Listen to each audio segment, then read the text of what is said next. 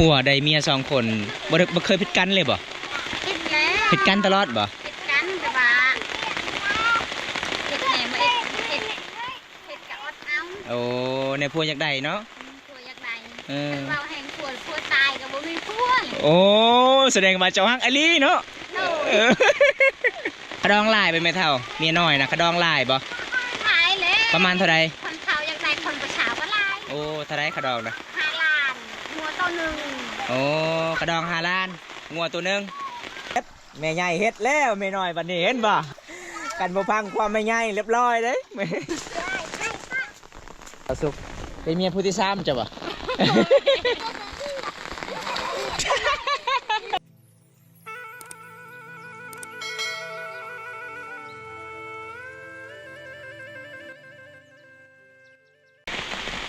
แล้วแม่เท่าโลกขอถามเด้อเป็นได้ไอแม่คือผัวได้เมีย2 คนบ่เคยผิดกันเลยบ่ผิดแล้วผิดกันตลอดบ่ผิดกันแต่ว่าผิดแหน่มาผิดกับอดเอาโอ้ในผัวอยากได้เนาะผัวอยากได้เราแห่งผัวตายกับบ่มีผัวโอ้แสดงว่าเจ้าฮักอลีเนาะ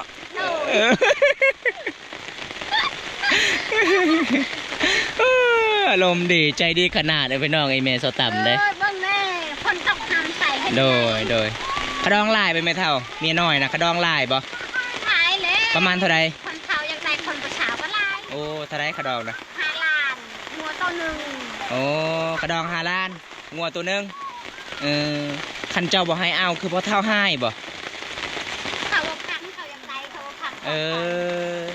แสดงว่าตอนพอดีลาเอาเมีย2 คนก็คือทางแม่เท่านี่กับเราฮักคือกันบ่ใส่กระเขาปากเอาแล้วโอ้ในหน้านี้เอาไม่ใช่ก็บ่ได้ว่ามีข่าวมีแม่ไปโย่เลยโอ้พอแม่เสียชีวิตมันบ่ตายแล้วแม่ตายหมดเนาะยังมีแต่เอื้อยโย่เพื่อนหายเพื่อนมาพอได้ก็เอาพัวเลยเนาะโอ้ทุกคนอันนี้สาเหตุที่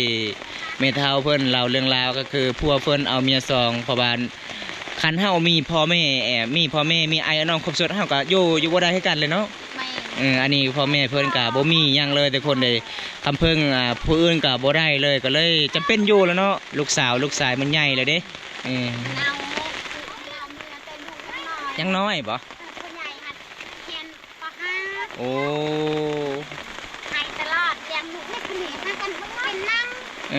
สาวแอนี่ป่ะโดยทำนี่แหละไทยตลอดไทยตลอดโอ้เอาอันนี้คือสาเหตุที่บอมตากสิไปถามอีเมสาวตำได้ยินอีเมสาวตำเล่าเรื่องราวกันน่าสงสารหลายทุกคนเลยเพราะว่าอีเมเพิ่นก็เป็นครอบครัวที่ยากจนเน่พวกก็อยากเอาเมีย2คันบ่ให้เอากับพวกกับบ่พังเนาะโอ้อยากกลับเพื่อนนี่พอตู้ไม่ตู้กะมันกระจากไปเลยเด้ยังมีแต่เอื้อยและการน้องเอาพัวเลยเนาะอยู่คนพัวหมดทุกคนเด้แบบประเพณีบ้านเฮาชนเผ่ารูนี่ถ้าผู้หญิงหนีไปหมดเดี๋ยวพี่น้องออกจากเพื่อนพ่อแม่เด้อทุกคนถ้าผู้ชายก็คืออยู่เพื่อนพ่อแม่มีน้องผู้ชายใครแน่เนาะแม่น้องเอื้อยเป็นผู้หญิงมาอยู่น้ำพัวก็ข้าวเข็นมือคนถือขับตัวขับก็กล้าโยนน้ำข้าวแม่นขัดโยนน้ำพัวนี่ถูกแต่ยาเลยโดยเลี้ยงลูกแม่นเอาทุกคน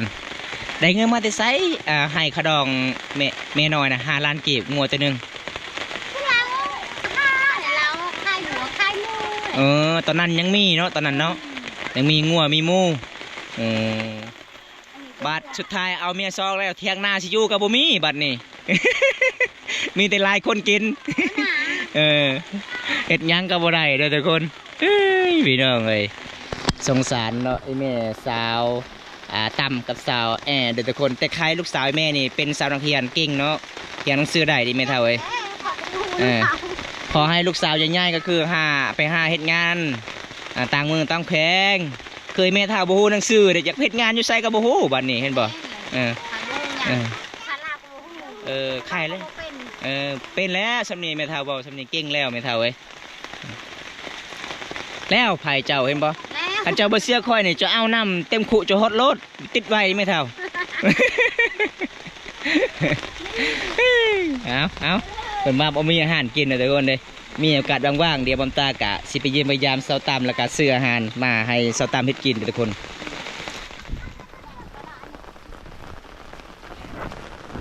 นี่เด้อทุกคนเลย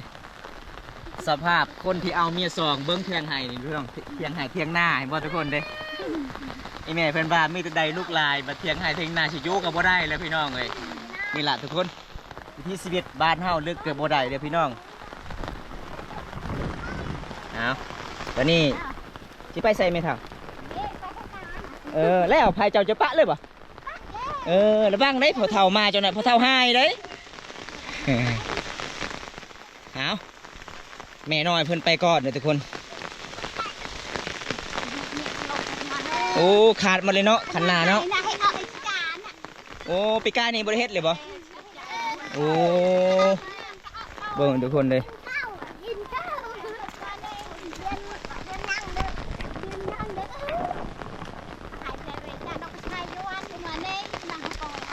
วันนี้นะกินข้าวเจ้าโอ้ข้าวเจ้าก็จะให้ไหมแม่เฒ่าโอ้โดยป้าทุกคนเลยเพื่อนแม่เฒ่าเพื่อนกับบุมีข้าวกินเด้อทุกคนไม่บอมตาสร้างคอนเทนต์ในพี่น้องบอมตากับสิทางข่าวๆเรื่องเล่ากะหลังจากที่อีพ่อเพิ่นพ่อเฒ่าเพิ่นเอาเมียซองอีหยังกับบ่ได้ตะกี้กะพ่อใส่อยู่พี่น้องมีงัวมีหมูเลี้ยงมาหอบนี่กะหมูกะมันกะเบิดเลยพี่น้องเอ้ยผู้เมียน้อยกับอีพ่อเฒ่าเพิ่นกำลังสิขุดหน้าเด้บ่มีน้ำเนาะไม่เท่าเนาะนาเจ้านี่เนาะโอ้เนาะไทยยากทุกคนเลยเพราะว่าดินมันกระสีเลิกหลายเวลาเราไทยมันเข้าลายเลยพี่น้องฮะต้มเป็นนาห่วยโอ้เพิ่นว่ากันทานำคนตกลายนี่ก็คือมันจะเป็นน้ำคือน้ำซีเลยทุกคนถ่วมมดก็เลยปีกายนี่เมทาเพิ่นกับบริเฮ็ดน้ำขาดมดขันหนาพี่น้อง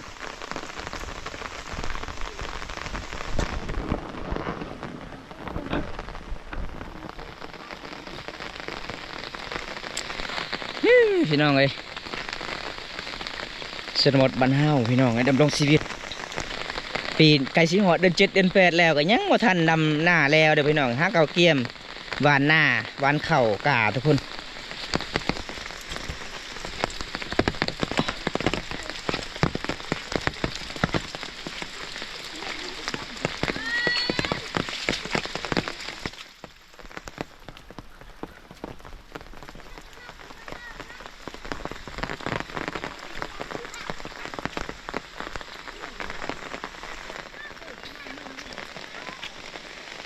สิว่าอยู่นี่เลยบ่สตัมเขากานะ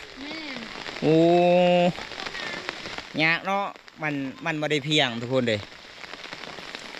เอาคันฝนตกแห้งเรียบร้อยเลยพี่น้องเลยเขากาเพิ่นกะสิวานจุดนี้แหละ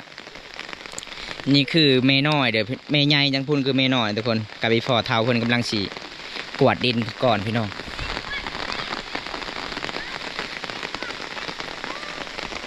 ไปใช้จะบอกนาบ่าวเจ้าไทยนาคือนาบ่าวเจ้าไปนอนอยู่เปสาวตั้มนาบ่าวเจ้าคือนอนอยู่เปคือบริเวณซอยเรามาคอยไทยนาอันนี้คือเวียกเจ้าบ่โอ้เราก็เมื่อยเราเป็นวานเยือนลาวกับว่ามีเขากินแล้วเนาะเพื่อนลาวแห้งทุกเลยน้องเลย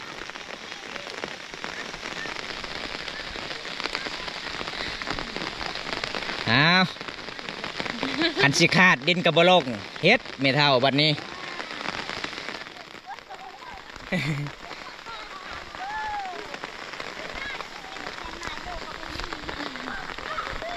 แต่งถักอย่างเงี้ยก็มาให้ยังมาให้ต้วงไหนก็มาให้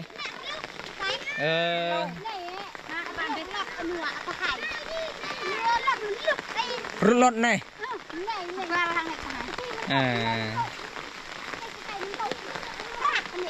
เอาไอแม่เพื่อนว่าเมื่อวานนี้รถค้างจุดนี้เลยทุกคนถ้าก็เริ่มเฮ็ดปีนี้ทุกคนปีกายนี้บ่ได้เฮ็ดเพราะว่าน้ำมันท่วมก็เลย แต่ละคันน้ำมันขาดเบิด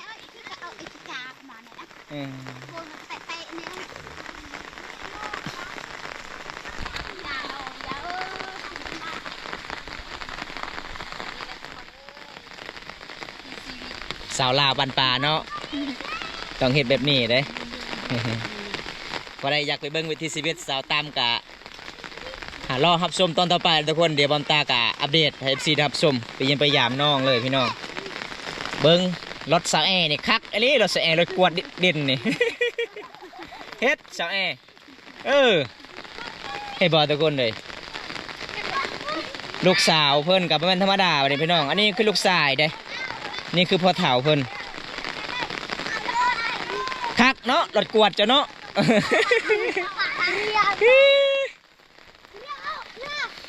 เพื่อเฮ็ดดินให้มันเพียงกับมันง่ายเลยทุกคน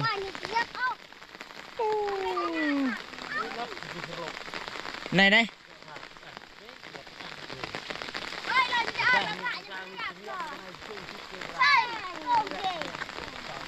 นี่ยคือกูไทยเบอร์กยำผู้พวกกูจัดศึก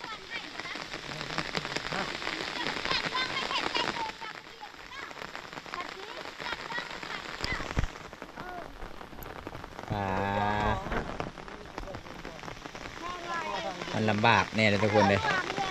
เอาทางพูนคือเสาต่ำเลยอันนี้คือพ่อเฒ่ากับแม่น้อย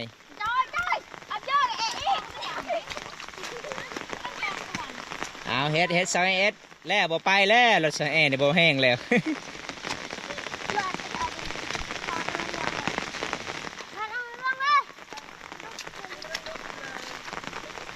เฮ็ดแม่เฒ่าน้อยเฮ็ด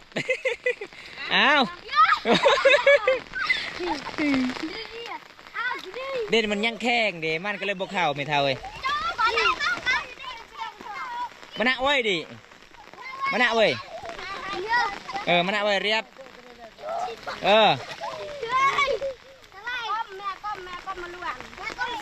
แล้วก้มมันมิดสึก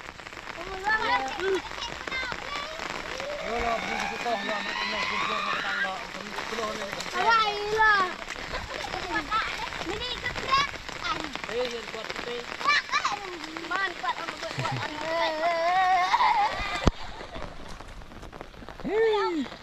ป้าพี่ชิมได้ป่ะน่าอิจฉานี่โดยนี่อะไรมานั่งมาในเพื่อเจอตังกา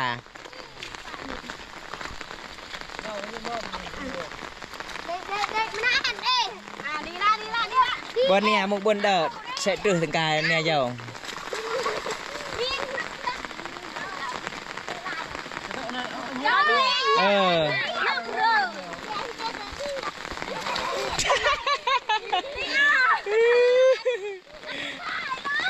ว่างในสาวแอลเลย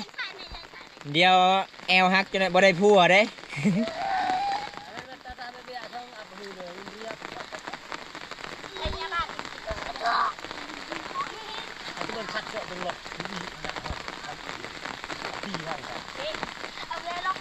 ชัดตึงรถเต้รถไทยเต้ปอนนั่นรถไทยโอเคในเป็นในเต้ไหนกวนเท่านั้นสักกวนดำโตจะกวนติ๊กเจ๊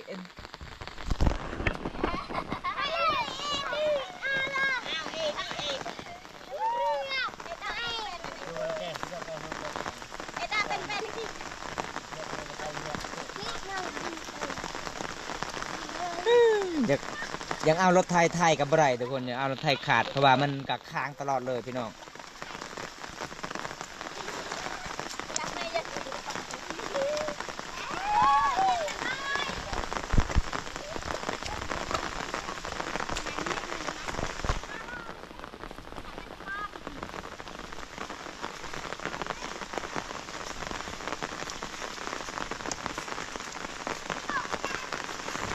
ในสัตว์ตลอดไทยนะสัตว์ตลอดไทยชัดอาลวกบ่กวดขนาดไหนเนี่ยเอ็ดอาลวกอมิดอาลวกรถไทยได้อาลวกอย่างกวนมันจะเรียบยิ่ง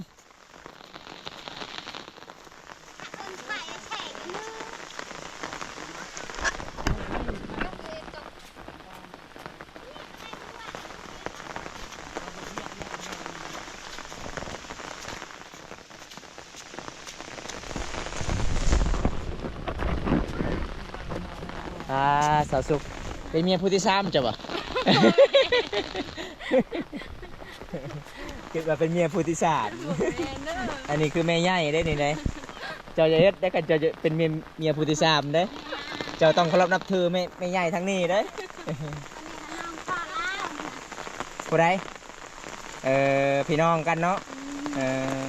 ขอบคุณกันน้อง เออ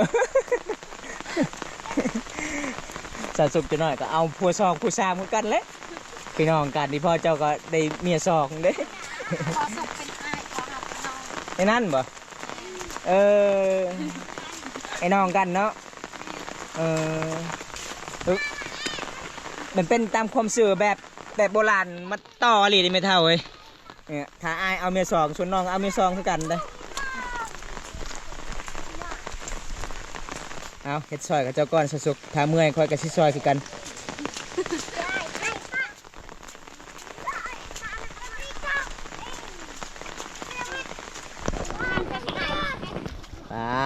เขาใส่ให้งานผู้สาวได้บัดนี้ได้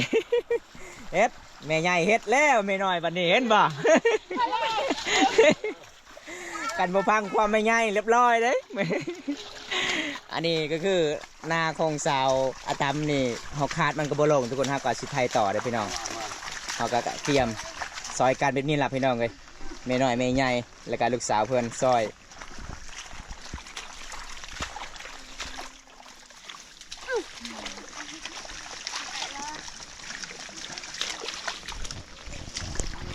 ละเห็ดมันมัน มาทุกคนมาซอยกับเจ้าก่อนนี่